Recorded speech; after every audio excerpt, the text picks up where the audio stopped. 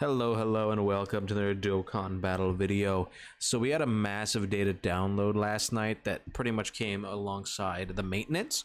Now, as you can clearly see, an insane amount of characters got added into the game. So we're going to go ahead and take a look at everything that they're going to be doing here. I'm going to start off with LR, TIEN, and CHIAOTZU here. They are kind of controversial, and then we're going to go and then just talk about the new units first, and then the EZAs of the reward cards.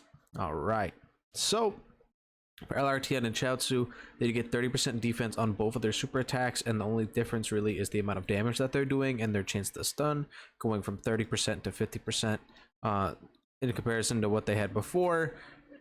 A decent update. They also are now an all types lead, so we definitely will take that. So anyway, moving on down to their passive here. This is where things get kind of lame. They get 2 key and 100% attacking demons at the start of turn, then 1 key up to 5 with each super attack performed, an additional key 3 and medium chance for attacks to be critical hits if there's another bond of friendship category ally attacking in the same turn. They get an additional attack and defense 50% when key is 14 or more, and then they get an additional attack and defense plus 100% when key is 16 or more. They will then launch an additional super attack with a high chance for it to, or an additional attack with a high chance for it to be a super when key is 18 or more, and then they get an additional 20% crit chance, and they seal enemy super attack when key is 20 or more. Very basic passive. Not a whole lot going on in there. Not a big fan of that. This is one of those characters whose links are kind of like terrible, so you really want to make sure that they have a loaded passive, and the only real character you can even run them with is going to be like these two TIENs, which again, not amazing, right? So let's see, the most links here that we can even get is just with LRTN. Yeah, it's, well, this guy doesn't even link with them like at all.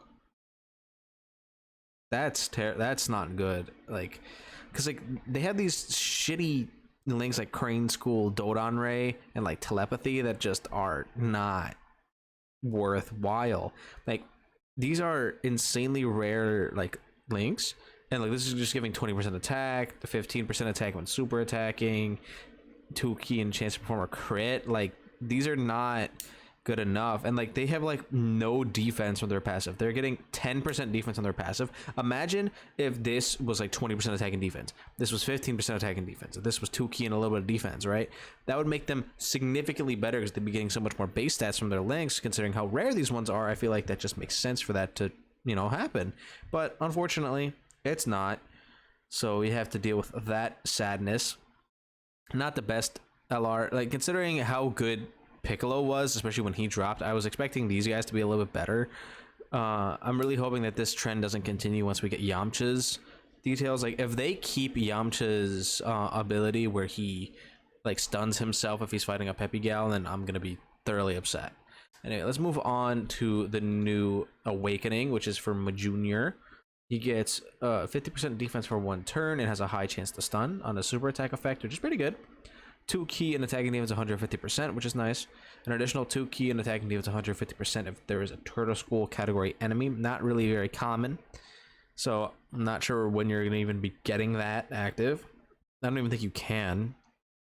Actually, no, you can in the year 4 anniversary battle and nowhere else in the entire game. So, you know, pretty cool ability there. Launches an additional attack with a high chance for it to be a super attack if the targeted enemy is either stunned, attack, or defensive lowered. Interesting. He does stun himself, so if he gets an additional super attack, that should proc. From 3 turns when launching a super attack, an additional attack plus 200% and stun the enemy for 2 turns once only. Huh. From turn 6, when launching a super attack, an additional attack plus 150% and seals the enemy super attack for 2 turns. From turn 9, when launching a super attack, an additional attack plus 100%. So he gets weaker? He gets a buff on turn 3, and then he progressively gets weaker every 2 turns. Huh. Not sure how I feel about that.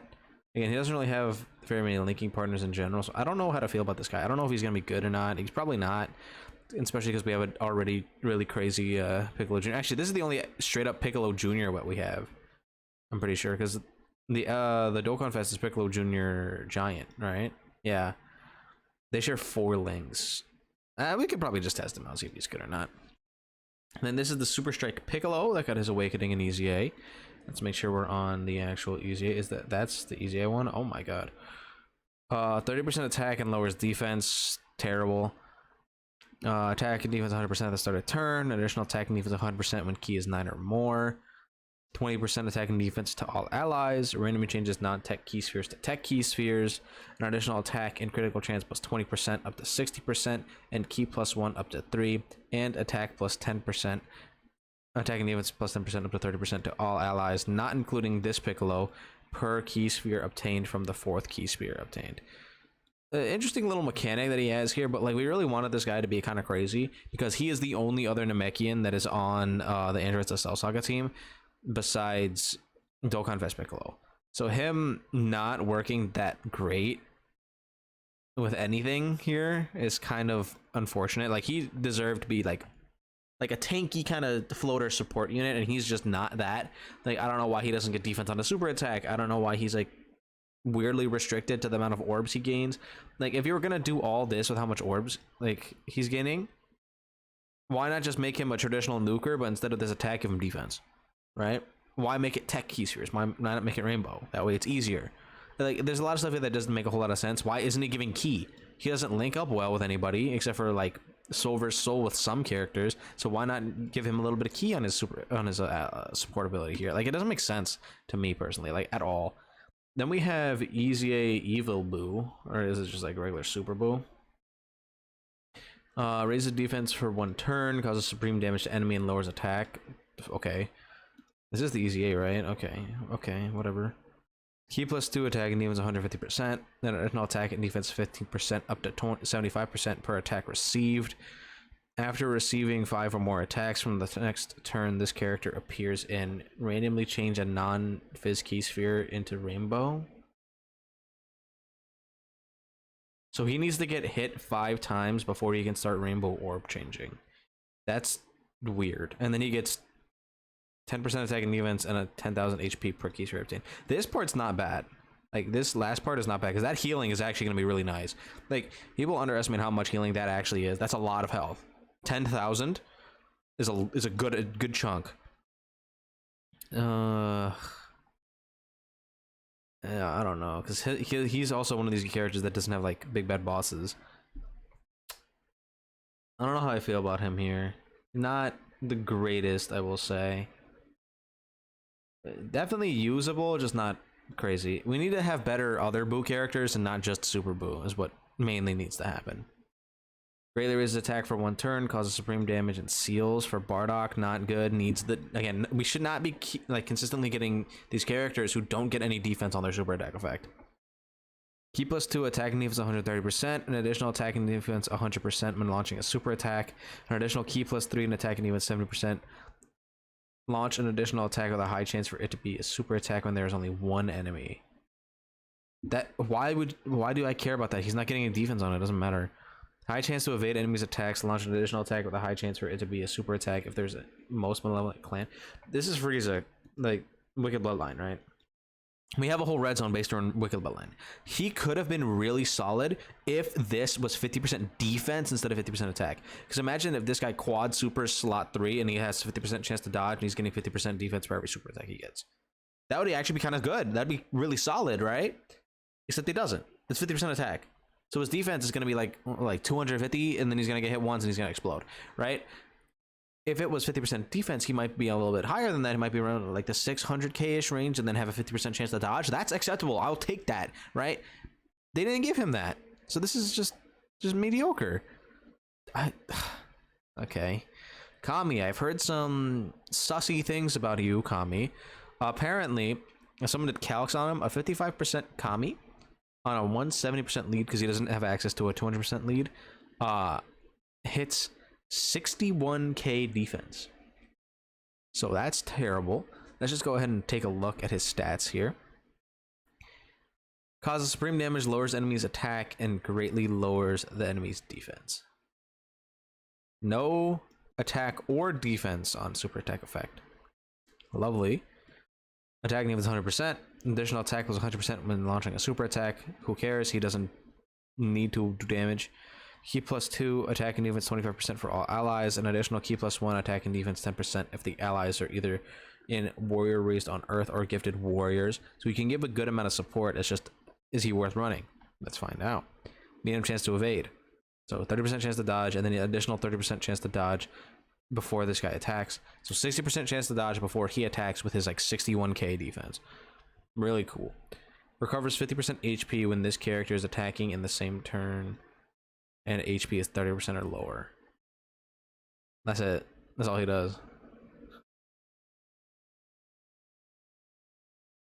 He doesn't even link with the Dokkan Fest Piccolo Jr. Here's with this guy though. Damn, that's not good. That's really bad. Kami, what'd they do to you, my man? Now we got Turles. 30% defense and 50% chance to stun. Again, no defense on the super attack effect. Okay. Attacking defense 150%. All enemies attack -20%. That's actually solid for Super Battle Road. For 7 turns since appearing, key +3 and additional attacking defense 60% when launching a super. And then, oh wait, hold up. For 7 turns, 3 key, 60% defense at the start of turn. Launch an additional attack with a high chance for it to be a super attack.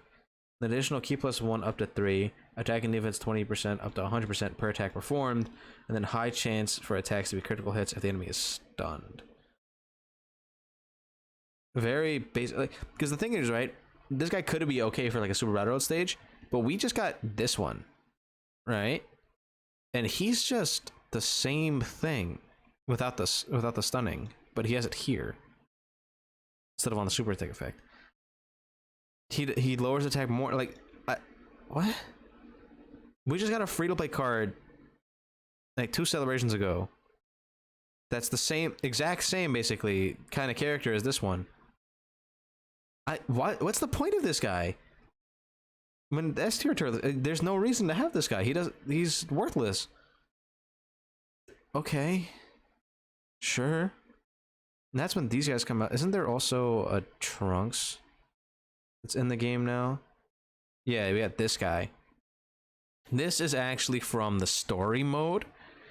He gets 30% attack on super attack effect, 60% attack and defense, launches an additional attack with a medium chance for it to be a super attack, medium chance for attacks to be critical hits, additional attack and defense 30% when launching a super attack, and additional attack and defense 20% per super attack performed for the turn. So this is really basic, right? And he only has time travelers. And then if you look at his stats, right, from here to here, he has summonable level stats. This guy's an LR, right? He's just the SSR right now, and he doesn't awaken. Plus, he's only on time travelers, which makes me think that he, one, is not going to stay as just Trunks, because then he'd have all the Trunks categories. And then he's probably also going to be, what, Goku? Trunks Goku? Because it can't be Trunks and Vegeta, because then he would have like Vegeta family. I'm trying to think of characters that they can pair with Trunks to the point where it would be that, or unless they're considering this as Trunks plus you, right? And that's why he's only on time travelers, because you aren't a Dragon Ball character and you fuck with all the categories in the game. Then again, you would have like stuff like Earthbred fighters. So this guy has to be paired up with somebody who's not an Earthbred fighter. Then that's weird. Who is this guy gonna awaken into? I'm very curious to see what happens with this guy. This is interesting, because this will be an LR eventually. So this, what I'm looking at here does not matter until we see what he actually turns into. Kind of like that Goku that came out a little while ago. And then there's also, we're getting a collab with Sandland. They've been promoting the absolute shit out of Sandland more than they promoted Dragon Ball Super Superhero, and that kind of pisses me off, I'm not gonna lie. Funny enough, the actual devs of the game, right, they made a blog post about this Beelzebub card, right? And they recommend that you sell him for Zenny. Don't sell this guy for Zenny. This guy is never coming back. His stats are literally the release date of the movie. This guy's literally never coming back. Do not sell this guy. Even though Dokkan wants you to sell him, do not sell him. I promise you, you will regret it. He is going to be a limited character that is never going to come back. I promise you. Because this guy's already on global. So you can't be like, oh, what about for when the global release comes? No, it's not happening. Unless they like do something with him. I don't know. But like, he's literally not even usable. He's literally just a trophy card. Do not sell this guy. I promise you, you will not want to sell this guy, okay? He's never coming back. So that's everything coming, or that came in this data download. Kind of underwhelming. All these units seem very mediocre, not very good. I don't know what's going on with the celebration. Every single unit that's come out is very eh.